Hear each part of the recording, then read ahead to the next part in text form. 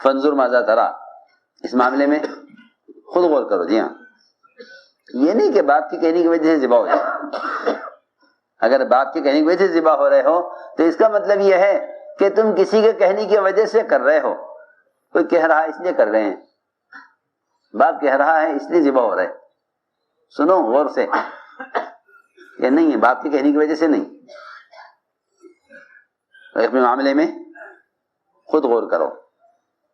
جی ہاں، فانظر ماذا ترى، تم خود غور کرو کہ تمہارا اپنا کیا ارادہ ہے. ہم نے تو اللہ کا حکم تمہیں پہنچایا ہے. تو بیٹے نے یہ نہیں کہا کہ آپ کا حکم ہے تو میں ذبح ہو جاتا ہوں. بیٹے نے کہا افعل ما تؤمر، کہ آپ کو وہ کرنا چاہیے جس کا آپ کو حکم دیا گیا ہے. آپ کو کرنا چاہیے جس کا اللہ نے حکم دیا، آپ اللہ کا حکم پورا کیجئے.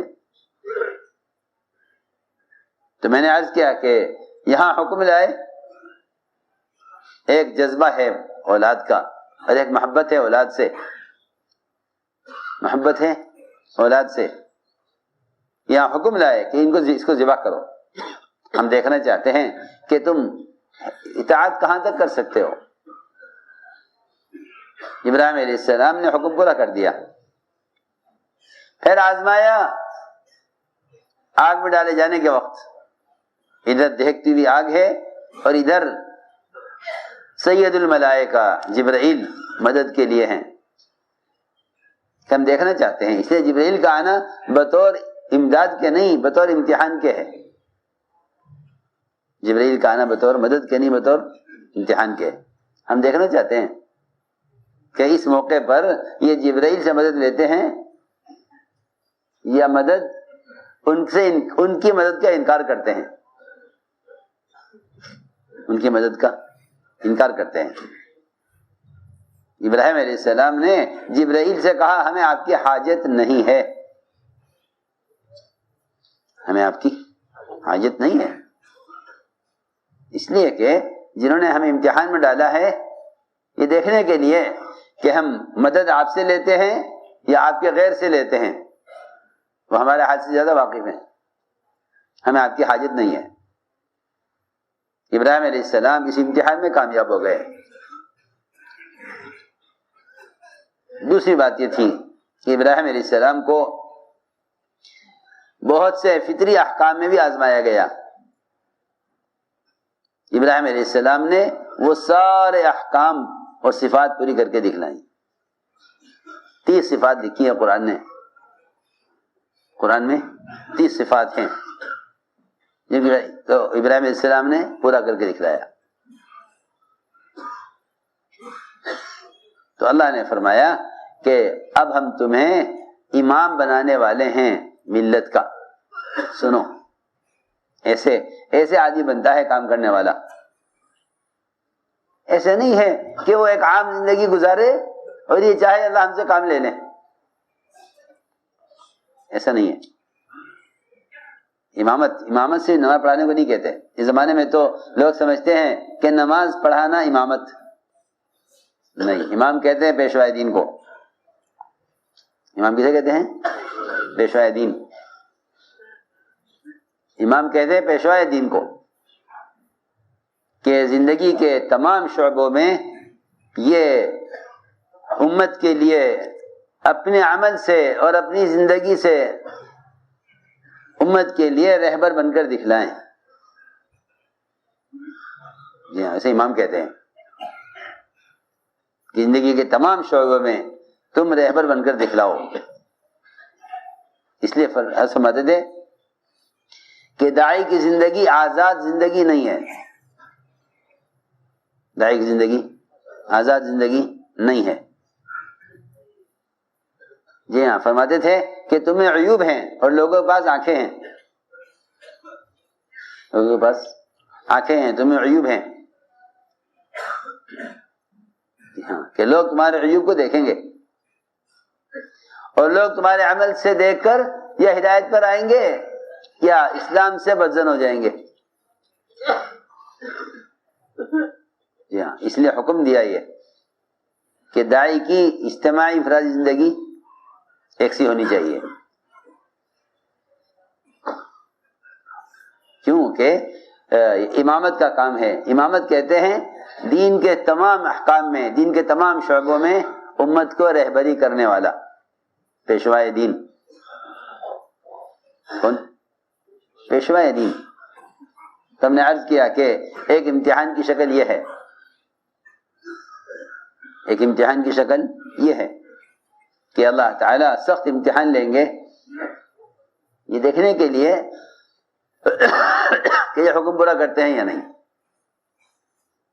ایسے حضور اکرم صلی اللہ علیہ وسلم نے بھی اپنے صحابہ کا امتحان لیا. آپ نے اپنے صحابہ کا امتحان لیا کہ دیکھنا ہے کہ یہ اب تک ساتھ رہ کر کتنا اطاعت پر آئے.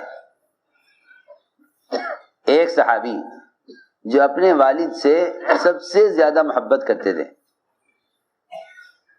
اپنے والد سے سب سے زیادہ محبت کرتے تھے، آپ نے پورے مدینے میں ایسے صحابی کو منتخب کیا جن کے بارے میں آپ جانتے تھے کہ اپنے والد کا اس سے زیادہ خیال رکھنے والا اور کوئی نہیں ہے. ان کو بلایا اور بلا کر فرمایا کہ جاؤ اپنے باپ کا سر کاٹ کر لاؤ.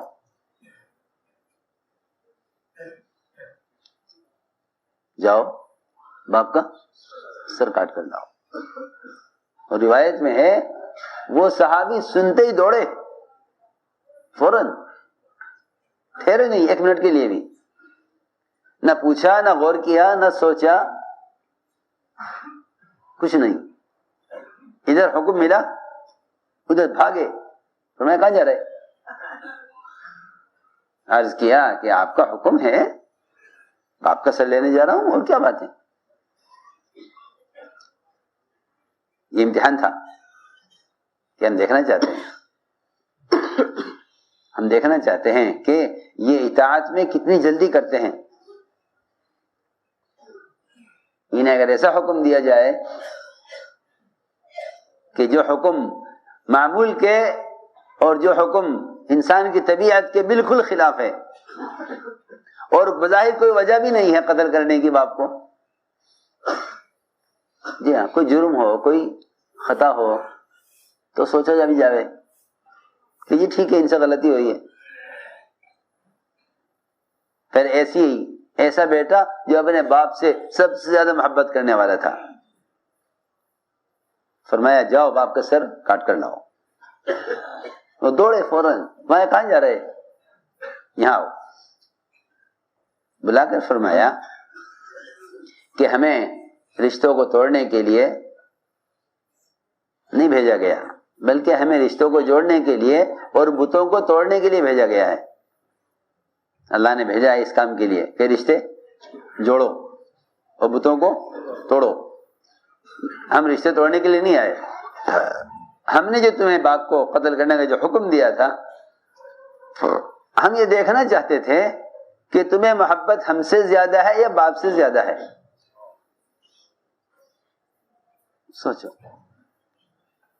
صرف اس کا اندازہ کرنا تھا کہ محبت ہم سے زیادہ ہے یا باپ سے زیادہ ہے. اگر قتل کر دو فوراً تو معلوم ہو گیا کہ محبت ہم سے زیادہ ہے.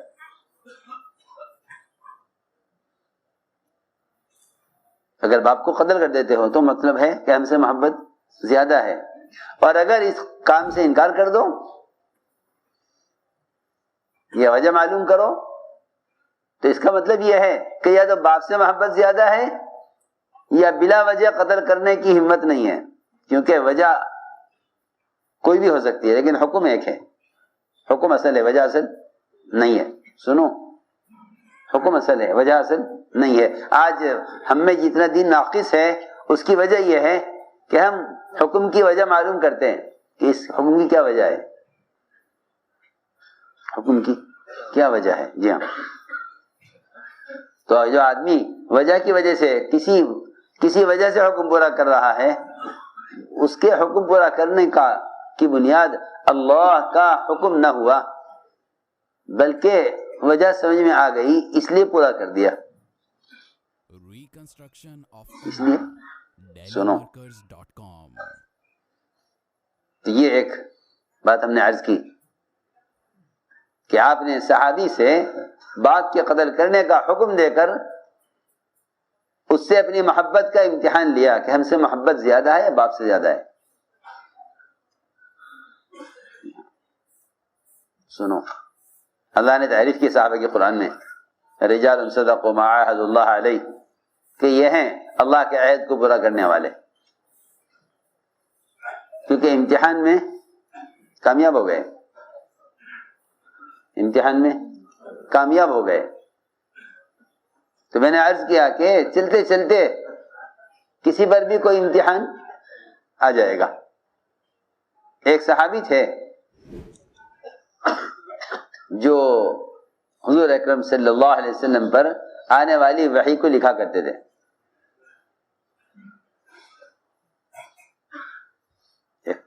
ایک اللہ نے موقع دیا کام کا، اللہ نے کام کا موقع دیا. سنو توجہ سے، اللہ نے کام کا موقع دیا. کیا کام ان کے ذمے؟ کہ ان کے ذمے ہے کہ یہ وحی لکھا کریں. اور ظاہر بات ہے آج اس زمانے کا مسلمان یقین رکھتا ہے قرآن کی ایک آیت یا قرآن کی ایک آیت کا ایک حصہ کوئی اس کے وحی ہونے کا انکار نہیں کر سکتا. اتنے عرصے کے بعد، 1400 سال کے بعد کوئی کہے کہ ہاں یہ قرآن کی آیت نہیں ہے، کہ نہیں ہو سکتا. سنو، اس زمانے کے مسلمان کو یقین ہے کہ ہاں قرآن کی آیت ہے، وحی ہے. تو جو صحابی آپ پر وحی اترتے ہوئے دیکھ رہے ہیں اور آپ کی کیفیت دیکھ رہے ہیں وحی میں،